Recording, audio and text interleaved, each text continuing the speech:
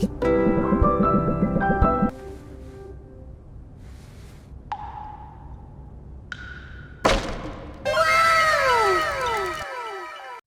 are in the middle of Steam Next Fest, and I wanted to go over a few games I found.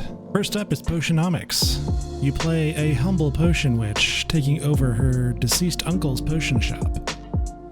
Basic gameplay loop is you brew potions, you put out your products, and then sell those products to your customers. The interesting wrinkle is when you are selling potions to a customer, it becomes a card game. Your goal is to raise your customers' interest in the product, make sure they don't run out of patience, and mitigate stress that customers can inflict on you. This will lead you to getting the most money as possible, as well as, actually getting the sale.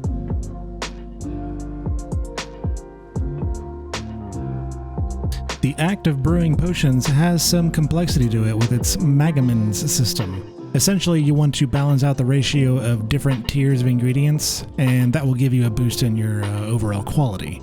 Higher quality potions give you a higher base price to start from when you're haggling with your customers. I imagine this will get harder to balance out when the game releases and more complicated potions can get made.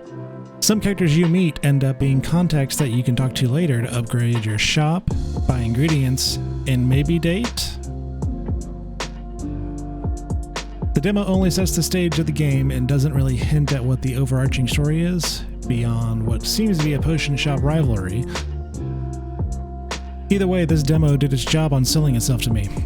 It oozes a lot of charm from its art style and expressive characters, and I'm rather excited for its release.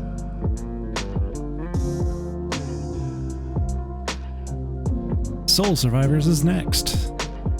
It's just Vampire Survivors. That's it. To its credit, I like its aesthetic more so than Vampire Survivors. If you're unfamiliar with that game, it's a top-down perspective where you move around in an arena, cleaving through waves upon waves upon waves upon waves upon waves upon waves of enemies. Your character starts with an attack that they auto-cast on a cooldown and pick up experience as enemies die. So all you're in control of is just movement. As you pick up experience, you level up. This lets you pick additional abilities for characters to auto-cast or passive skills to upgrade your character in different ways. This does get a little annoying as it does stop the action every time you level up, and on occasion, it can happen quite a bit. This does lend itself to replayability through all the multiple kinds of builds you can make, and characters and other things you can unlock as you collect other resources through playing. Initially, I thought this type of game wasn't for me, as I had bounced off of Vampire Survivors, but this actually got me a bit hooked.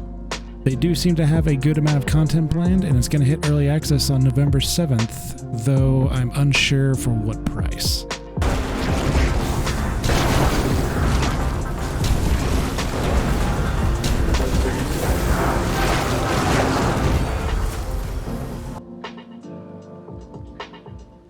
Next up is the Ship of Fools. Ship of Fools is an adorable Cthulhu-esque roguelike crew game.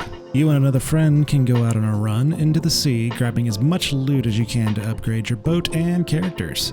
You pick a path across the ocean while a kraken boss slowly moves toward you. Get as much loot as you can before you have to contend with what will probably end your run. Each tile on the map has an encounter or effect that will happen.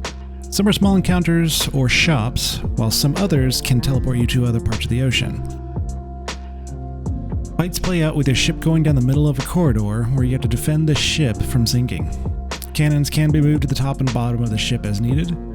Your characters also have a melee attack for enemies that board the ship or anything big that gets a little bit too close. Overall, it seems like a pretty charming game to play with a friend. Ship of Fools releases on November 22nd. Huge thank you for watching to the end of the video, and we would appreciate any likes and subscribes as it does help us out. I plan to do another video of some more games I found on the Steam Next Fest, so tune in again for more.